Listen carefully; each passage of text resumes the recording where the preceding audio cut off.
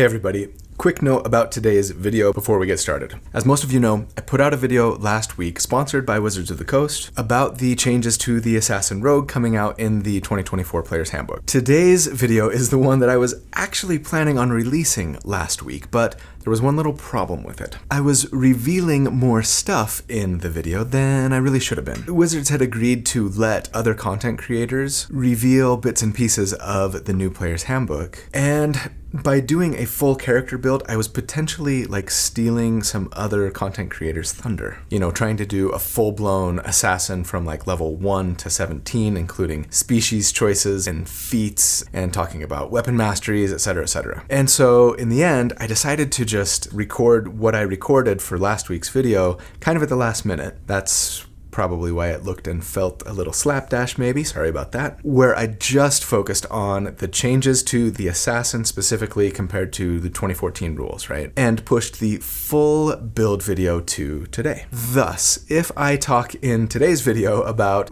some new and exciting rogue or assassin feature that you didn't know about already, that's why, right? We've tried to cut out as much of that as we could find before releasing the final version here, but I'm sure some of it's gonna still creep in a little bit, so thanks in advance for your patience and understanding. Cool? Cool. Hey everyone, I have some incredibly exciting news. You ready? Wizards of the Coast have asked me to do a build video on the Assassin. I'm talking about the version that is going to be printed in the 2024 handbook coming out in September. Can you believe it? I hardly can. Welcome to D4.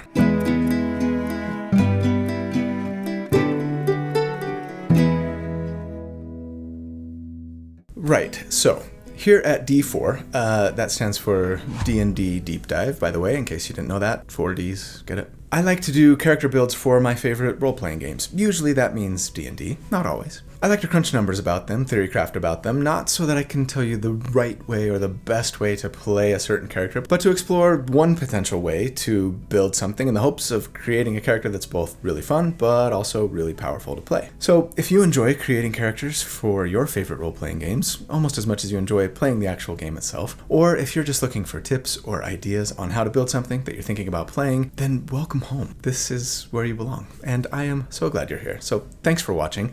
My name's Colby. Okay, so before we get started, full disclaimer, yes, Wizards of the Coast are actually sponsoring this video, but also they've made it very clear that they don't need to have any input or control over what I actually say. Yes, I had to sign a non-disclosure agreement to only talk about, in today's case, the Rogue and the Assassin, along with accompanying character options that I need to use to make the build, but their exact words were that they would not limit what you are able to say in your content. The content you make is your content. So yeah, I'm not going to worry about what they might think if I have criticism for the changes. That said, compared to the 2014 version of the Rogue, if I'm being honest, I think the vast majority of the changes that Wizards of the Coast have made are pretty positive. In fact, I don't know if I can even think of one change that feels like a step backwards to me. So yeah, if you're looking for a scathing, super negative review, you might not find one here. And I mean, come on, if you've been watching my channel for any length of time, you know that I'm too much of a Care Bear for that kind of content anyways, right?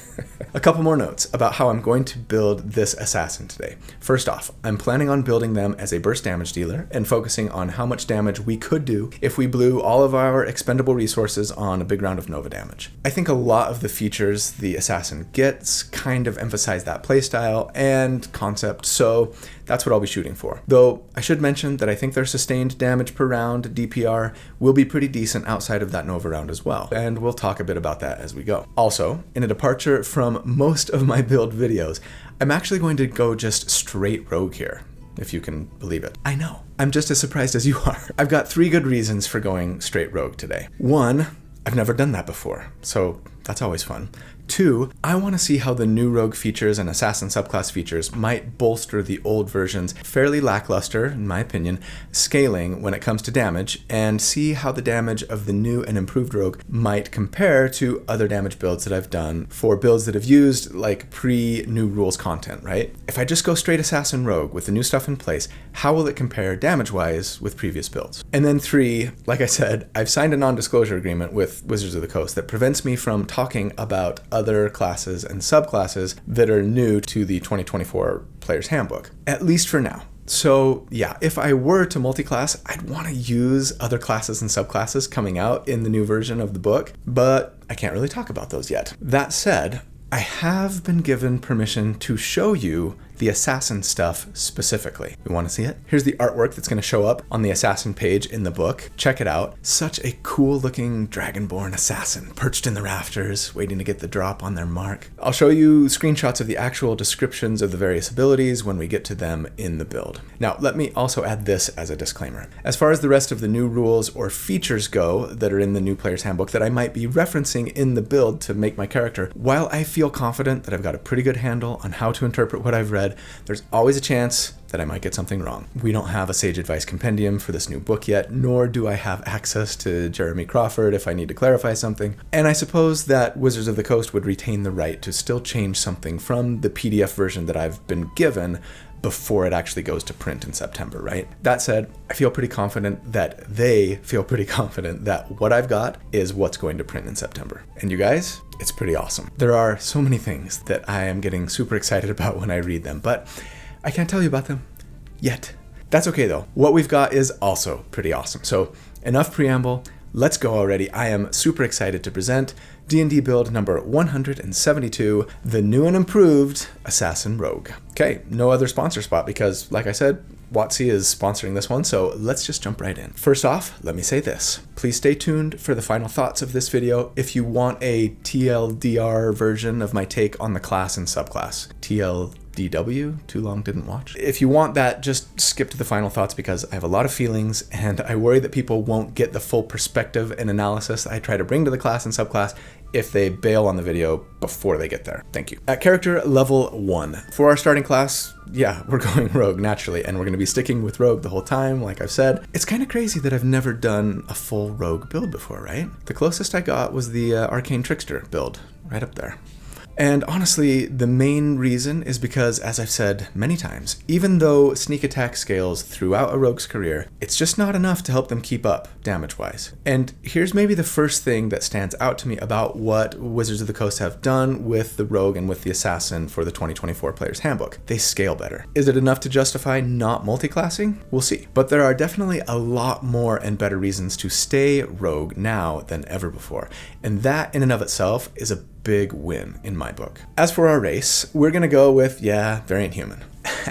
Just kidding. Custom lineage.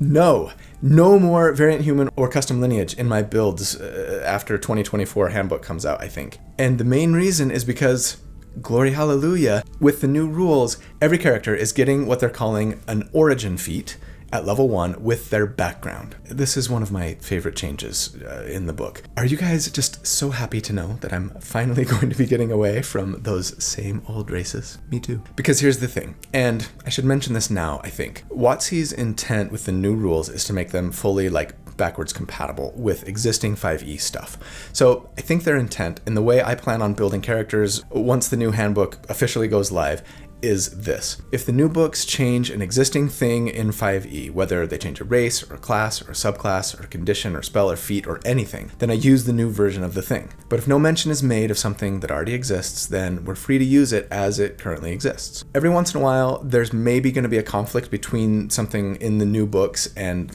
something from an old book, right? And the new Player's Handbook seems to do a pretty decent job of having a little sidebar section that says, here's how you handle mixing the old content with the new content. The reason I want to clarify that here is because some of you might be saying you should still take variant human or custom lineage because you could get 2 free feats at level 1. And to you, I would say, sure, but just regular old humans in the new Player's Handbook get 2 free feats at level 1, without suffering the lower ability score bonuses that variant humans and custom lineages characters suffer. Now, this new human is limited to a free origin feat. Would variant human or custom lineage characters be similarly limited? I think so, yeah, because in the new Player's Handbook, all feats are classified as either origin feats available at level 1 or general feats that require you to be level 4 or higher. Every single one of those general feats are half feats, meaning you get to bump an ability score by 1 and get some other benefits, right? To me, that pretty clearly indicates that if I'm playing with the new 2024 material, any existing feat in 5e that is a half feat that doesn't show up in the new Player's Handbook would also be considered a general feat, a level 4 plus feat, right? So I couldn't take it at character creation. I'm talking about stuff like Elven Accuracy, for example. Those feats are still fair game if we qualify for them, as long as your DM allows it, of course. But you gotta be level 4 before you can take them, even if you pick Variant Human or Custom Lineage as your race. I mean, you couldn't with Elven Accuracy anyways, because you gotta be an elf, but you know what I'm saying. And because of that, there's not really a great reason to take Variant Human or Custom Lineage anymore. And to that, I say, hooray! So what race are we going with? One of my new favorites, the new and improved Goliath. Goliaths in the Player's Handbook get some fantastic features. They're medium-sized, though they are quite tall, 7 to 8 feet, call it 2.5 meters for those of you who use a system of measurement that actually makes logical sense. They have a 35 feet move speed. That's unique. Every other race, except Wood Elves, I guess, get a 30 feet move speed, even the short ones. Their powerful build feature still lets you count yourself as one size larger for lifting, pushing, dragging, and carrying, but has changed to also give advantage on any saving throw made to end the grappled condition. Yes, in case you didn't know, grappling is going to involve saving throws now, but I'm not going to get into that much at the moment. Goliaths get a new large form feature that says once per day you can use a bonus action to grow to large size. It lasts 10 minutes, it grants advantage on your strength checks, and increases your move speed by 10 feet. Nice. The main reason I wanted to make myself a Goliath assassin, though, besides the fact that it's kind of cool and out of the ordinary, is because of the giant ancestry feature. This tells us that we get to choose a type of giant that we are descended from and enjoy a cool little benefit based on that decision. Being keenly interested in making a burst damage dealer today, I'm going to pick the fire giant choice, Fire's Burn. This says that when we hit with an attack roll, we can add a d10 of fire damage. Now, we can only use this proficiency bonus times per day, but we're not limited to only doing this like once per turn or anything. So if we're getting multiple attacks on our turn, we can add this damage multiple times if we have enough uses of it left, at least. And that's pretty awesome. As for the origin feat that we're going to take here at level 1, I think I'm going to want to go with Alert here. It's just so good. Even better than the 2014 version, which was good too. And now we're told that with this feat, we can add our proficiency bonus to our initiative rolls, and that after rolling initiative, we can swap our initiative with a willing ally. That is a pretty big deal, and just about guarantees that we'll always be able to go, if not first, very early in the combat encounter, as long as we've got an amicable ally anyways. And yeah, that's going to be especially important for assassins. For our starting ability scores, I assume that we go the point buy method as always, and that really hasn't changed. Let's start with a 15 dexterity and take a +2 from our background there. Ability score bonuses are tied to backgrounds now, not to race or species. I'm going to say a 15 constitution, +1, and then a 14 wisdom. You don't have to do the 14 wisdom there, but I think it's really our third most important ability score, arguably even our second most important, thanks to not only how important wisdom saving throws are, but also how important perception checks are, especially for those of us who are kind of the designated scout. I'm out there trying to spot traps and hidden doors character, right? Feel free to go lower there if you really want to bump your intelligence or your charisma or whatever. As for equipment, the new rules are a little more clear, or at least obvious, on the fact that any level 1 character can either choose equipment from a pre-selected list, or just take a set amount of gold to spend on whatever they want. For rogues, that amount is 100 gold pieces plus the 50 that you can get from your background. Not bad. Let's do that and pick up some studded leather, a scimitar, and a short sword. Feel free to use a dagger instead of a scimitar. Both have the nick property, a scimitar. Some people give me a hard time about saying scimitar instead of scimitar. Look up a pronunciation guide and you'll see that both are viable. Both weapons have the nick property, which we're keenly interested in, and which we will discuss in a minute, but the dagger also has the thrown property, which might be worth using if you need to make an attack from range once in a while. It is slightly less damage, right? A d4 for the dagger versus a d6 for the scimitar.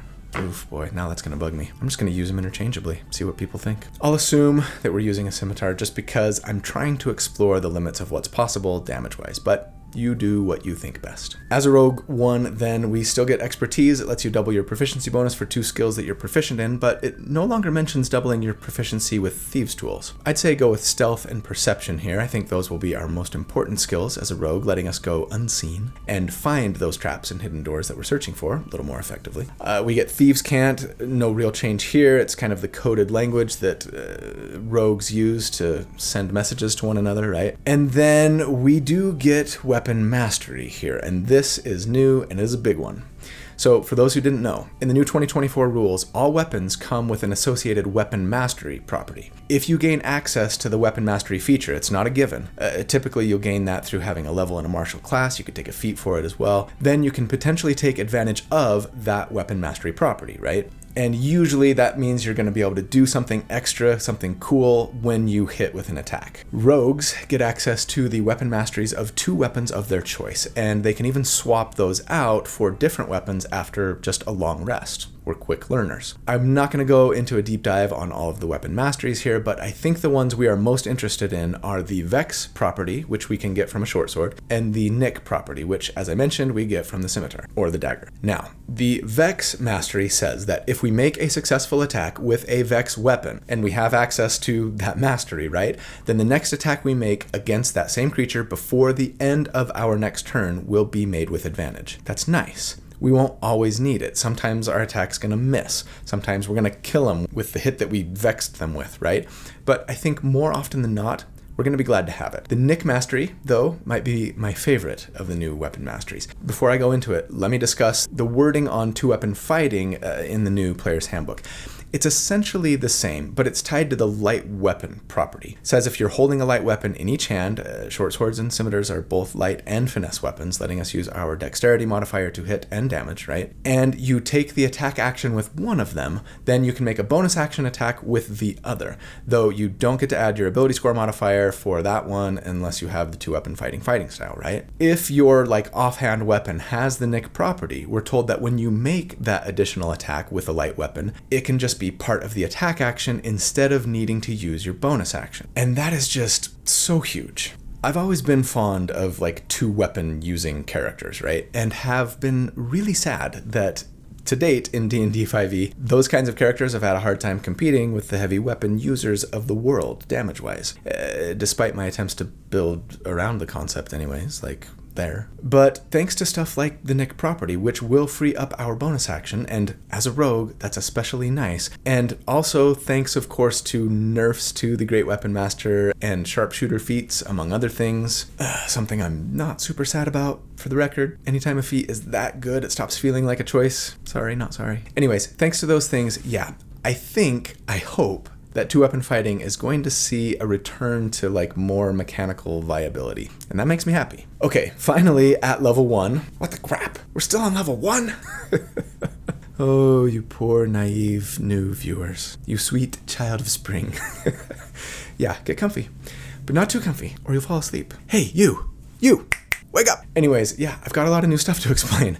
After level 1, things will start to move a lot faster. Okay, so yeah, Rogue 1, last thing we get here is sneak attack at this level. For the moment, there's no real change. It still does an extra d6 of damage once on a turn when we hit an enemy, either with a finesse weapon or a ranged weapon, and so long as we either have advantage on the attack or the enemy is standing next to one of our allies, right? The damage still scales by 1d6 every 2 rogue levels, and I will say this. I was a little disappointed that we didn't get a little better / more scaling on sneak attack. A d6 every single level would probably have been too much, but maybe those d6s could go up to d8s and even d10s at some point. Or maybe we get an additional d6 when we gain rogue subclass features or something. We will get some cool fun tricks to play with for sneak attack later. I'm still just a little nervous that without extra attack, and rogues still don't get that, it's going to be tough for them to compete with the best martial damage dealers in game. I could be wrong. Time will tell as I build more characters with the new rules, but that's my hunch. Anyways, I'll talk more about damage and what we get in exchange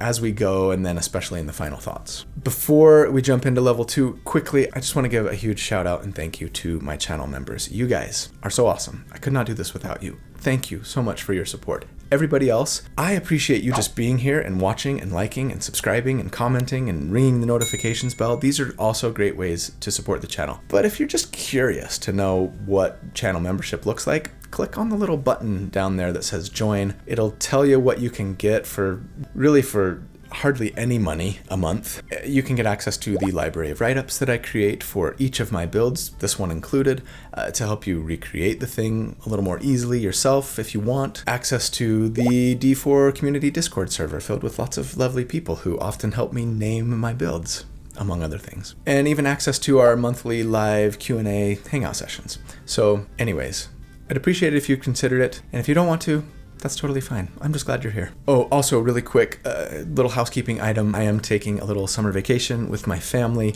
Not going to have a video out next week. I hope you'll forgive me for that. But I do have a cool, fun surprise coming 2 weeks from now. It's a little kind of a sort of collaboration thing that a bunch of us are doing. So anyways, it's going to be fun. Look forward to that. Okay, at level 2, we get Cunning Action. No real change here from 2014. We can now use our bonus action to take the Hide, Dash, or Disengage actions. At level 3, we get Steady Aim. And I love that they've decided to take this feature that we got from Tasha's Cauldron of Everything back in 2020 and just include it in the player's handbook now, because it's pretty great and even a little better for us, as you'll see in a bit. It says that we can use our bonus action to give ourselves advantage on our next attack this turn, so long as we haven't moved yet on this turn, and then afterwards our move speed is 0 for the rest of the turn. That no movement thing is a bit of a bummer, especially for those of us that are going to be in melee. Still, I think this feature is a whole lot better with weapon masteries. First of all, because thanks to the Nick mastery, we no longer need our bonus action to make a second attack on our turn, freeing it up for this or for Cunning Action, which is just so great for rogues. It really helps them kind of play their hit and run skirmisher style without suffering a big damage loss. Second of all, because thanks to the Vex mastery, even though Steady Aim only gives us, sadly, advantage on one attack, our next attack this turn, well, if we make that attack with a Vex weapon, and so long as we land that attack, then our next attack will have advantage as well. And the synergy there is just perfect. Okay, rogues get their subclass at level 3, and we're going Assassin, of course, as we've said. So let's read the new flavor text that Wizards of the Coast has written for the Assassin here. An assassin's training focuses on using stealth, poison, and disguise to eliminate foes with deadly efficiency. While some rogues who follow this path are hired killers, spies, or bounty hunters, the capabilities of this subclass are equally useful for adventurers facing a variety of monstrous enemies. Alright, direct, descriptive, to the point. I like it. So, there are a lot of differences between the 2014 Assassin and this one. First of all, we get Assassin's Tools, which just gives us proficiency in the Disguise and Poisoner's kit still, but then also we just gain one of each of them, which is nice. Small little quality of life improvement. But their big feature here, Assassinate, some of you are not going to love, and some of you really will. First of all, it gives us advantage on initiative rolls, and that's a pretty big deal. Combined with our high dexterity and the alert feat, we should be going first or near the top of the round almost always. We're also told that, just like before, during the first round of combat, we have advantage on all attack rolls against any creature who hasn't taken a turn yet. That's really nice. It means we don't have to use Steady Aim that first round anyways, which will be our Nova round. But then, instead of all attacks against surprised enemies being automatic critical hits, we're told that if our sneak attack hits any target during that first round, the target takes extra damage equal to our rogue level. Okay, there's a lot to say about this. First of all, yes, it's a bit of a bummer to lose automatic critical hits, right? Auto crits are awesome. They make for some really amazing damage, as evidenced by builds I've done to highlight it, like the Assassin's Creed or like the Stealth Bomber. That said, as great as automatic criticals can be, having to rely on getting surprise for like your main feature to work is, in a word, frustrating. Maybe you play at a table where you're able to get surprise all of the time. I never have. Whether because of a raging barbarian party member who just wants to Leroy Jenkins everything, or because the enemy sometimes gets the drop on you, or because a lot of the times you might just be talking to someone when suddenly a fight breaks out. There's nothing more frustrating than playing an assassin who almost never gets surprise in combat, right? That was my first character in D&D 5e. So what Wizards has decided to replace that feature with is something that, while not typically as much damage as auto crits, it just works so much more reliably, and I really appreciate that. Now, it's not a ton of damage, just 3 extra damage for now, but keep in mind, 1, it scales with rogue levels, and I love that because, yeah, one more reason to be motivated to stick with rogue, though I'm not 100% sure that just 1 point of damage per rogue level is all that amazing. It doesn't feel like enough to me. 20 extra damage at level 20 sounds great, but enemies at level 20 generally have a boatload of hit points, right? I think they could have gone 2 per rogue level and been totally fine, honestly. But anyways,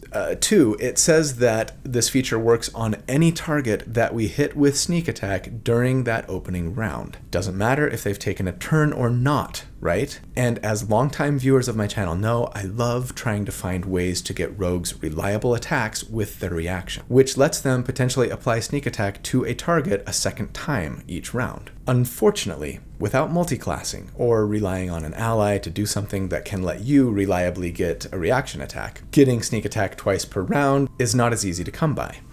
We're basically relying on opportunity attacks, right? We don't have haste, we don't have battle master maneuvers, we don't have a way to get an attack with our bonus action so that we can ready our action to attack with our reaction. We will be doing one thing to increase our chances of getting a reaction attack though. And when we can do that on round 1, yeah, we'll be able to potentially apply not only sneak attack a second time, but also that additional damage as per our rogue level that we get from this surprising strikes feature, which will give us a nice little potential damage bump. Don't forget, at level 3, our sneak attack goes up to 2d6 now as well. At level 4, we get an ability score increase or feat. And yeah, speaking of reaction attacks, I want to take the Sentinel feat here. If I'm being honest, I probably don't take this feat enough on rogues especially. I have a few times, like in the recent Overreactor build. I think that's my last card for the day. But yeah, I'd argue that this feat is stronger on rogues than any other class, but especially now that it's also a half feat in the new Player's Handbook. So yes, it lets us raise either our dexterity or our strength by 1, letting us have a nice even 18 dexterity now, cool. And then says that when an enemy within 5 feet of us either takes the disengage action or attacks someone other than us, we can take an opportunity attack against them. I love, by the way, that it specifies that this is an opportunity attack now. It used to say that you could use your reaction to make an attack against them, and there are some things in the game that only work when you make an opportunity attack. Like, for example, the other feature we get with this feat that says when you hit someone with an opportunity attack specifically, then their speed is 0 for the rest of the turn. This is a really just solid all-around feat, and yeah, like I said, when we hit someone and it's not our turn, like we would be when we get an opportunity attack using our reaction, right? Then we can potentially add our sneak attack damage too, so long as we otherwise qualify. Even better, as an assassin, if this happens during round 1, we get to add our rogue level in damage too. So the real question, of course, is how often do we think we're going to get an opportunity attack now? And the answer, of course, is it depends. It depends on what you're fighting. It depends on how many melee allies you have, who you might be fighting next to. Depends on how smart your enemies are. Do they realize if they attack your friend, you're gonna get a free shot on them? Anyways, I want to use this in my damage calculation, so I have to pick a number. Is 25% too high? Too low? I don't really know, but it's not going to have a massive impact on the numbers if I'm off by 5 or 10 or 15% even. So we'll just say 25% of the time we're getting a reaction attack during our Nova round, thanks to either an enemy moving away from us or an enemy we're standing next to attacking someone other than us. Feel free to adjust my numbers slightly if you think 25% is way off. At level 5, we get Uncanny Dodge still, and it's a nice feature. It lets us use our reaction to have the damage of a single attack against us. No real change from 2014, but keep in mind that, yeah, we only get 1 reaction per round, so if you use it for an opportunity attack, you're going to be a little more vulnerable to damage. Maybe a clever enemy will bait your Uncanny Dodge to then move safely away, or bait an opportunity attack from you to keep you from having damage on a big hit they've got coming. Either way, I like having choices and consequences, so this is all good. But the other feature that rogues now get at level 5, Cunning Strike. This is where things get really interesting. Cunning Strike gives us some new ways to use our sneak attack, or rather, it treats sneak attack dice like a resource that we can expend every turn to either just do maximum damage, and that would be 3d6 now that we're level 5, right, every time we use it, or if we choose, we can now sacrifice 1 of those d6s, and only 1 per instance of sneak attack for now, to attempt one of the following 3 things. There used to be 4 in the latest playtest material, but they've gotten rid of the disarm option.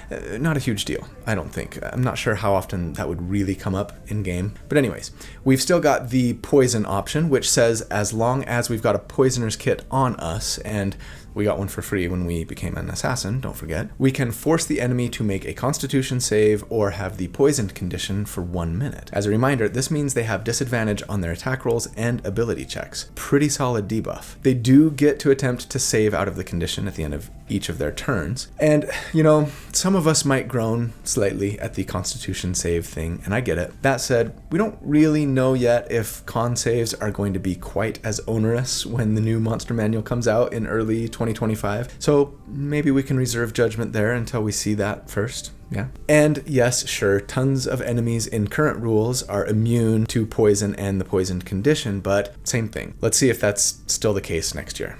We get the trip option too. This says that if the enemy is large or smaller, they have to succeed on a dexterity save or be knocked prone. Always nice. And then finally, the withdraw cunning strike option, which lets us spend a d6 to move up to half our speed without provoking opportunity attacks. It might not be super needed for those of us with cunning action, right? But hey, maybe we want to use our bonus action not to disengage, but to hide. This would also let us scoot away first and then use our bonus action to hide, right? Without taking an opportunity attack. Now, I'll say this about Cunning Strike.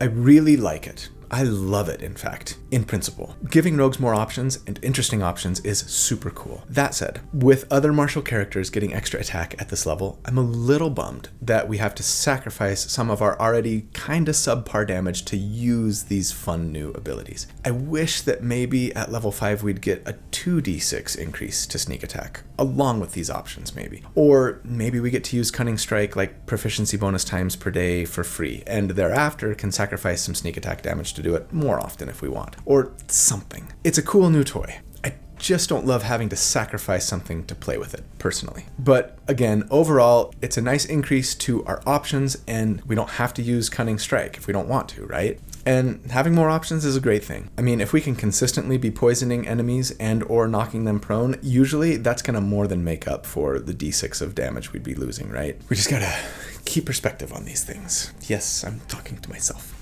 At level 6, expertise part 2, right? That's the only thing that we get here, just like with the 2014 rules. So yeah, two more skills that we can double our proficiency bonus with. I'm gonna say go ahead and PYF here, pick your favorites. I think if it were me, I'd probably take sleight of hand and maybe investigation, if your DM makes you succeed at an investigation check to try and figure out how to disarm a trap. All right, at level 6, it is time for our first damage report. Let's discuss tactics here.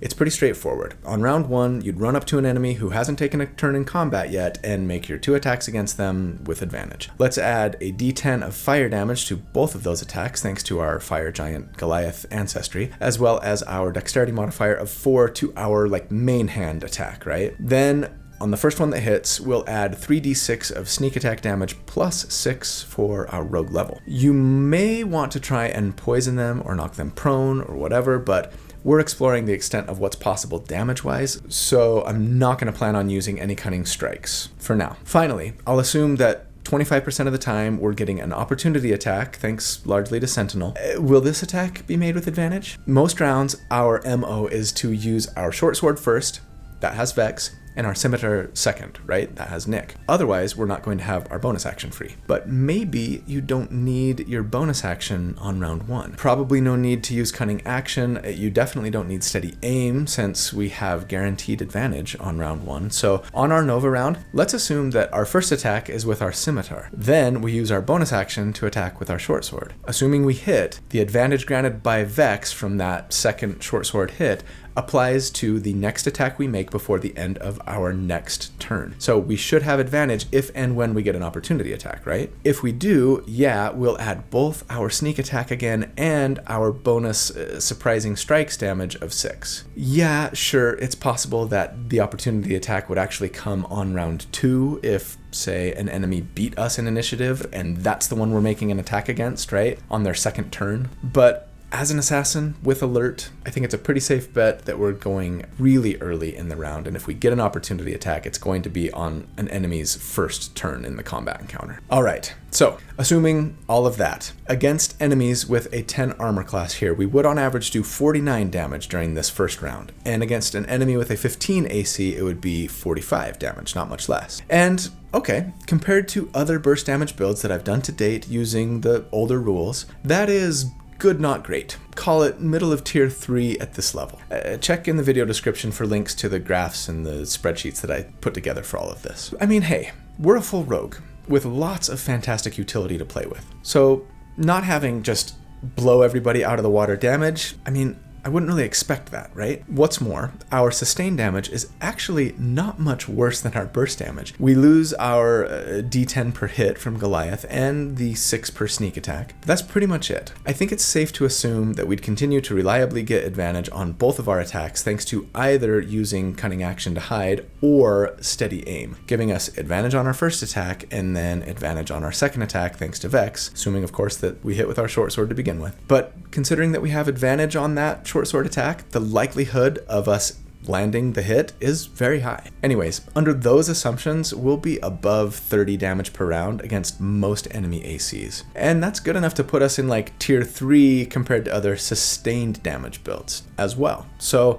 yeah, pretty decent at both burst and sustained damage, and bringing all of the roguish utility along for the ride. Not a bad place to be. Let's see where we go from here. All right, at level 7, we get evasion, and there's no change from 2014 here. It lets us take 0 damage if we succeed on a dex save against something and only half if we fail, right? But then, gloriously, reliable talent gets bumped from level 11 all the way up to level 7. I mean, yeah, if you're one of those people who like to get mad at me that it's not all about the damage, it's not just about the numbers, right? This is a really strong argument, and you do that too. You always are doing this whenever you say those things. This move by Wizards of the Coast is a really strong argument for getting to Rogue 7, at least. Evasion was already like almost enough reason to get there. Adding reliable talent just makes this level super juicy, as reliable talent says that whenever we make an ability check that uses one of our skill or tool proficiencies, we can treat anything rolled lower than a 9 as a 10. This is such a fantastic skill monkey ability, and it makes me want to just get proficiency in every single skill. And I mean, hey, we do get a damage bump here too, since sneak attack goes up to 4d6 now at this level. At level 8, we get another ability score increase or feat, and I'm a little torn on what to do, honestly. I kind of want to just bump dexterity to 20 and cap it. If your campaign is getting close to the end here for you at this level, that's probably what I would do. It'd be nice for our damage, sure, but also our armor class, our initiative, all of our roguish utility. But the reality is there are just so many good feats, those general feats that are all half feats now, that I think I might just rather delay that dexterity cap, right? So I can get an improved feat like Charger, for example. In the 2014 Player's Handbook, this feat was pretty crap, honestly. Now, it's pretty decent. First up, it's a half feat, like I've said, so we bump our dexterity to a 19. Kind of frustrating to be stuck in an odd number, I know, but then it says that anytime we dash, our move speed is increased by 10 feet, and I mean, thanks to Cunning Action, that might be happening more for us than it does for most. But then also we're told that if we move 10 feet in a straight line before hitting a target, we can either do an extra d8 of damage or push them 10 feet. And while a d8 of damage once per turn isn't anything crazy, if we're just looking at damage, it does increase our damage during our Nova round by a few points, more than bumping our dexterity would here. And hey, being able to move the enemy around when you need to is always a great tool to have too. So feel free to just bump dex here if you want, but I'm taking Charger. At level 9, we get infiltration expertise as an assassin, and it gets a nice little change compared to the old infiltration expertise. We're told, first of all, that if we spend an hour studying another person's speech or handwriting, we can unerringly mimic them. Nice little utility feature. More of a ribbon than anything really, I think, but then here's the better part. Our speed is no longer reduced to 0 by using Steady Aim. Now, the way it's worded, it sounds to me like they're saying you still can't have moved before you use Steady Aim if you want to get advantage from it, but afterwards you can. And that's nice, but admittedly, I wish that they just made it so that you could just use Steady Aim without any movement restrictions or requirements, whether before or after using it. Using Charger outside of our Nova round would be a little bit easier then, for example. But hey, it is an improvement over both the original 2014 Assassin and actually the latest version that we saw in the playtest, so I'll take it. Don't forget, sneak attack gets bumped to 5d6 here as well. So, at level 9, it's time for our next damage report. Since last check, the bumps that we've seen to our Nova round damage include 2 more D6 from sneak attack, a single D8 from charger, and 3 more levels of rogue to apply to our surprising strikes. And of course, we've also seen some nice defensive and utility bumps to boot. So at this level here, against a 10 armor class enemy, we would do 67 damage on average during our burst damage round. And against a 16 AC, it would be 63 damage. And that's a decent increase since last check, but other builds that I've done to date focusing on burst damage are outscaling us a bit here, putting us more like mid-tier 4 by comparison. Still, we continue to have decent sustain damage, and keep in mind that not only do we bring all of our important roguish utility with this build, we're also doing this burst damage right from round 1 with no setup. And the only expendable resources that we're using are those fires burn D10s. And we've got 4 of them per day now, so I think we've still got a pretty solid build going. And it continues to get better. At level 10, rogues get an extra feat, right? That's super nice. It makes me feel slightly less bad about delaying that dexterity to 20 cap, since it only took 2 more levels to get here. At this point, which half feat should we take? I wish I were an elf so I could grab elven accuracy, but alas, I really wanted to try out the new Goliath. Anyways, I think there are a lot of fun, great options available here. Skulker is especially good on rogues, I think. Speedy could be a lot of fun. The much improved defensive duelist might be my favorite of all. You guys are going to love that one. But I think the one that will probably give us the best damage increase, if that's all we care about, is the Piercer feat. Mind you, it's not a big damage increase, but it's something. We first saw this feat in Tasha's Cauldron of Everything, and there's no real change to it here in the 2024 handbook, but I'm glad that it's being included now in the handbook. It says that we can increase our strength or dexterity by 1, and then once per turn when we deal piercing damage, and our short sword does, we can re-roll one of the attack's damage dice. Also, when we get a critical hit with piercing damage, we can add an additional damage die, so it's an extra d6, right? Not a huge damage increase by any means, but since it was also a half feat, and I wanted both Charger and Sentinel, sure, I'll take it. At level 11, we get improved Cunning Strike. This is new. It tells us that we can use 2 Cunning Strike effects when we use Sneak Attack now. We still have to pay the die cost for each. You could be like poisoning and tripping or withdrawing on the same turn, right? With the same Sneak Attack hit. It doesn't necessarily help our burst damage numbers, but I'm sure there will be plenty of times when you want to be using a couple Cunning Strike options on your turn, so this is nice. We do have 6 D6s now to spend, right? Thanks to our sneak attack damage going up this level. At level 12, we get another feat, and I'm probably going to take Resilient Constitution here. This would give us proficiency on our Constitution saving throws. There's just not a lot out there that's going to do much for our damage at this point. And hey, making your saving throws is important. Who are you, and what have you done with Colby? I'll also say, if you think you're going to do this, by the way, you might want to have just left your Constitution at a 15 at character creation, so now it would get bumped to 16, right? Kind of a long time to wait for that, but doing so would have let us have a better wisdom score at character creation instead, and that's always nice. At level 13, as an assassin, we get another nice change here when compared to the 2014 version. Instead of Imposter, which kind of got rolled into the new Infiltration Expertise that we got at level 9, right? We get Envenom Weapons. This says that when we use the poison option of our Cunning Strike, the target also takes 2d6 poison damage whenever it fails its saving throw, and that the damage ignores poison resistance. I love that we kind of have, finally, here, a built-in, like, poison specialist subclass. And there's no one better to take on this role than the assassin, in my book. So yes, going forward, unless we think the enemy is immune to poison or has a really high Constitution saving throw, we're going to give up 1d6 of sneak attack damage to deal an extra 2d6 of poison damage and poison our enemy. I'll take that damage bump, thanks. But also, if I'm being honest, I feel like this probably could have come earlier, maybe at level 9? Heck, giving it to us at level 5 wouldn't have been incredibly overpowered, thanks to the fact that enemies are going to make that Constitution save sometimes, right? Or have immunity to poison. I mean, it might just be a damage wash overall if we use it every single time, since sometimes they'll save and we'll get no extra damage, but we gave up a d6 for it. But The poisoned condition is a pretty debilitating debuff, so again, it's not just about the damage, I know. At the very least, I'd love to have seen us maybe get a little more poison damage here than just 2d6, maybe 3 or 4d6. That's just me, always asking for more buffs. The buff we got here is better than what we had, so for that, I'm happy. Don't forget, our sneak attack damage does go up to 7d6 now at this level. So, at level 13, it is time for our next damage report. Since last check, we have added 4 more to our surprising strikes, we've capped our dexterity, we've added a small bump thanks to the piercer feat, added 2d6 to sneak attack, and gotten another d6 of sneak attack damage thanks to envenom weapons.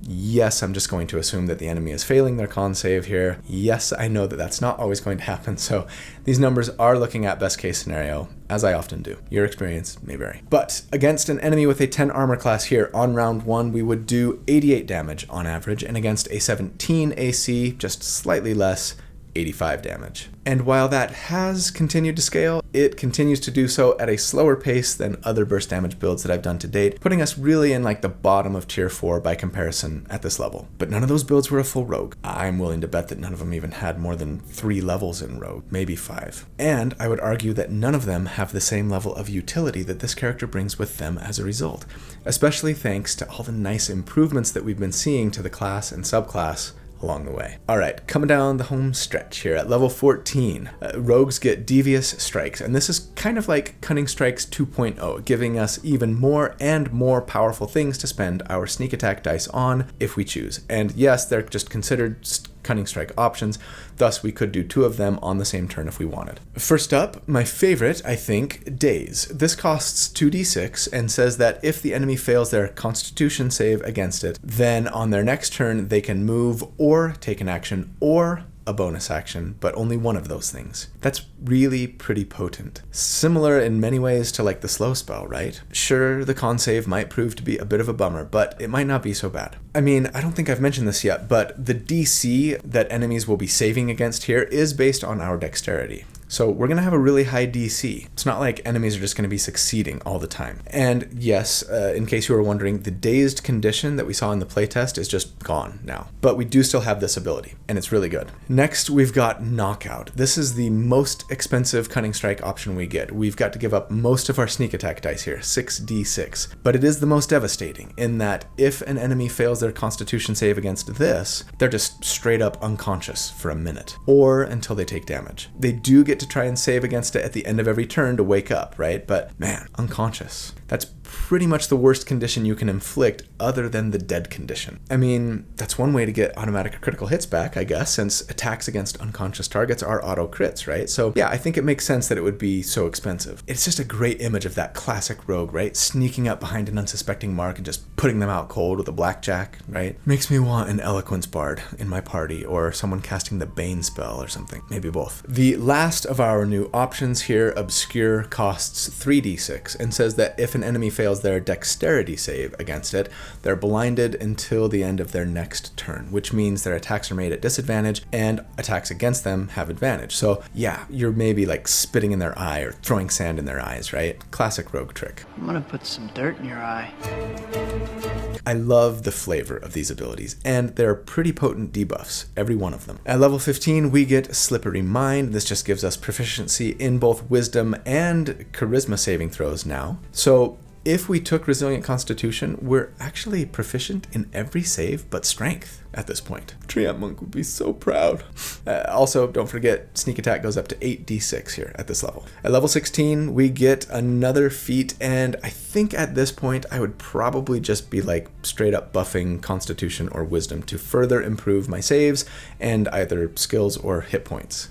Your call. Finally, for us, at level 17, we get Death Strike as an assassin, and honestly, if this feature weren't so good, I might have tried to multi-class this build despite all the reasons I gave for not wanting to do so at the beginning. But not giving this feature some time in the spotlight would have felt like a big disservice to the subclass and to the 2024 version of the assassin. So here we are. Death Strike tells us that when we hit with Sneak Attack on the first round of combat, our Nova round, right? Then the target has to succeed on a Constitution saving throw or the attack's damage is doubled against the target. The old Death Strike from the 2014 Player's Handbook was similar, but it only worked if the creature was surprised. Awesome if you got surprised, but yeah, I'd take this over that any day. And I think I'm okay to mention here, surprise is quite different in the 2024 version. There's no like surprise round, or there actually wasn't a surprise round before, but that's what people called it, right? It's just, if an enemy is surprised, they have disadvantage on their initiative rolls. That's it. And, that's something. I mean, going first in combat is a big deal. But again, I kind of appreciate that, like, nothing that we have here is really dependent on that happening for us. And when it does happen, it's not so devastating for us or for our enemies. It might actually help speed up gameplay as a result, right? And that's not a bad thing. Anyways, with Death Strike now, again, the only qualifier is that we hit with sneak attack during the first round of combat. So if we get a reaction attack on an enemy and it's still the first round, we get to do this twice. That's awesome. Also, imagine if we crit and they fail their con save. That's quadruple damage. Dang. Now I really wish I had Elven Accuracy. If I knew I was playing this character into late game like this up to level 17, maybe especially if I were starting the character off at higher level, I think I probably would have gone Elf and grabbed Elven Accuracy. Better hit chance, better crit chance. It'd be nice. Anyways, we get our final bump for us anyways to sneak attack here to 96. So at level 17, it is time for our final damage report.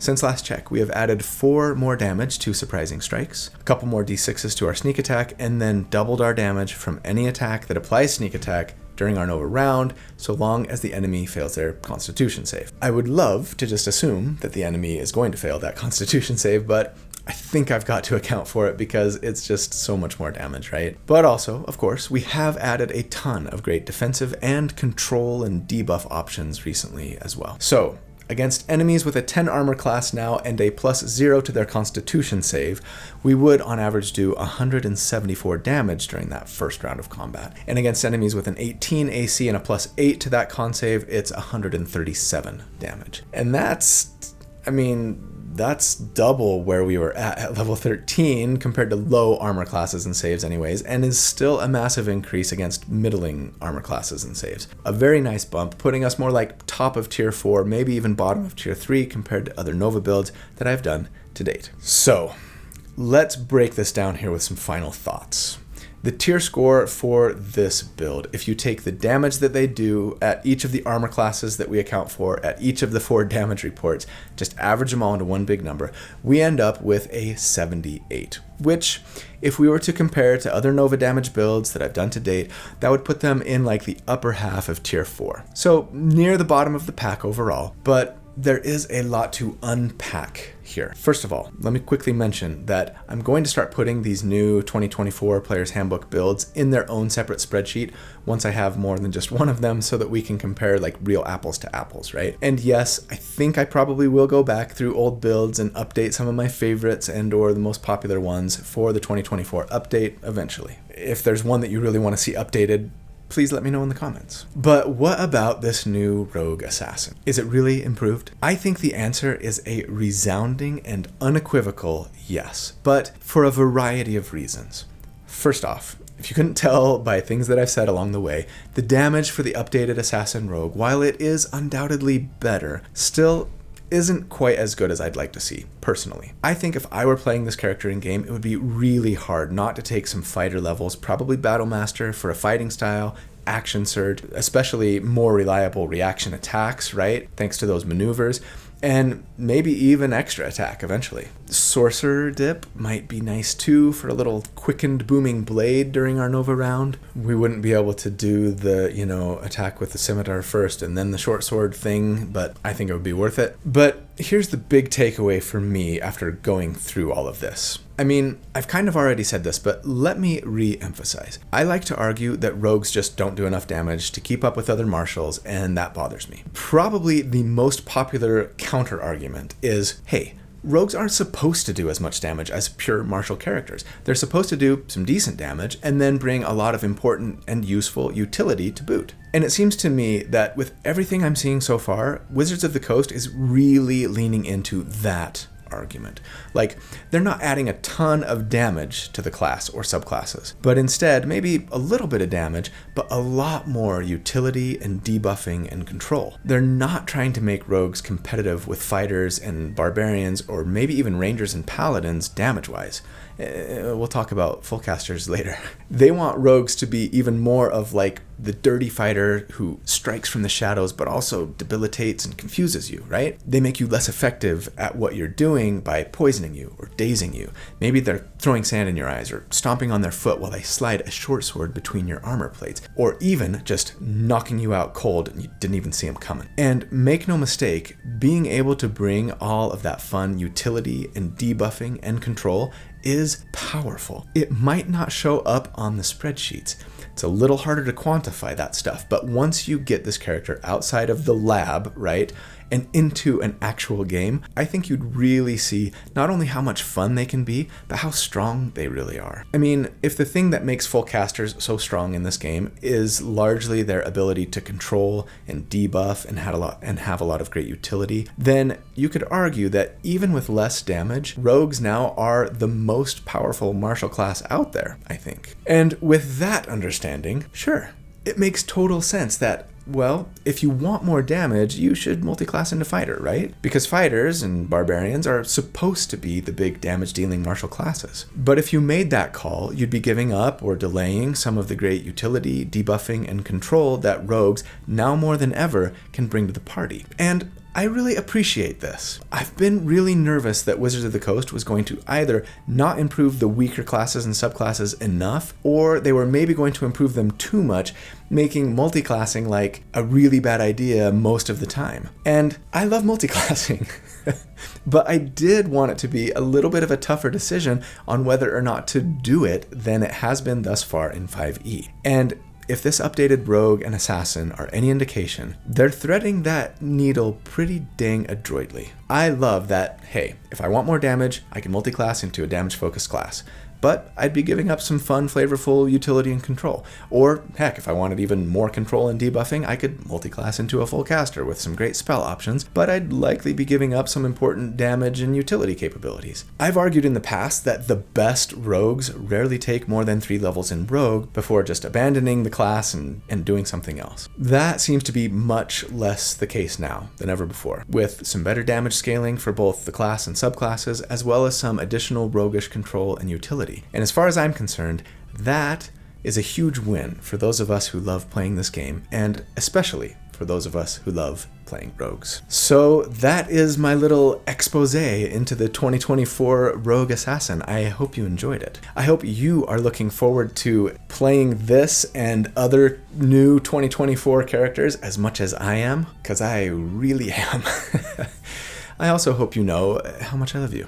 Thank you so much for all that you do for me, for the channel. You guys are awesome. I hope you have a great day and a fantastic week. But if you don't, I hope that you'll hang in there. Don't give up, please. I hope that you will do good and be kind, and that I see you again very soon. But until then, take care. Bye.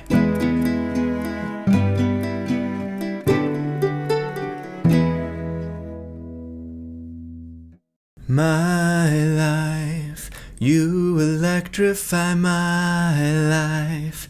Let's conspire to ignite all the souls who would die just to feel alive. Our hopes and expectations, black holes and revelations, hold you in my arms. I just wanted to hold you in my arms. Ugh, I'm not the world's biggest Muse fan. I feel like there's lots of stuff of theirs that I would probably love if I just listened to it. But I haven't. So what am I missing? You tell me. That's my favorite song of theirs, but like, I really only know a couple. Yeah, best album, best song. Hit me up. Shake it, shake it, shake it. Shake it in your bowl. Shake it, shake it, shake it. Shake it in your soul. That is a commercial from my childhood, and I don't even remember what it was. It was some cereal. Somebody help me out. Surely there's some other Gen Xers and old millennials out there that know what I'm talking about. New protein shake. Tastes like a protein shake.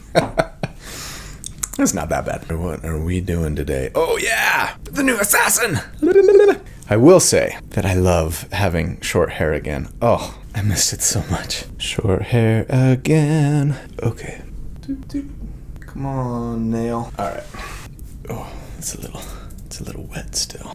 It ain't gonna dry anytime soon, so I'll just record wet. And my forehead's not as shiny. Yeah, it's still shiny. Hey everyone. Oh wait. La la la la la la la. Hey everybody. Or I kinda already said that. Oh no, my mic just decided to take a nap. What are you doing, dude? Which numbers I like gosh dang it. Sorry, I gotta start that over. I think I said it wrong. But to build something that is, well, I'm nervous. It's the new player's handbook that we get from Assassinate, that we get from this surprise strikes feature. Surprising strikes. This would let us scoot away first for free. Well, not for free, because you're spending a D6. Do not spill chocolate protein drink on white shirt. I don't have a backup. Time to go read more of the new player's handbook. Oh, I didn't get to bed till 2 o'clock in the morning, and then I woke up early because I couldn't sleep. Because I'm like, I need to know what they changed with monks. Did they nerf the shield spell? How does surprise work?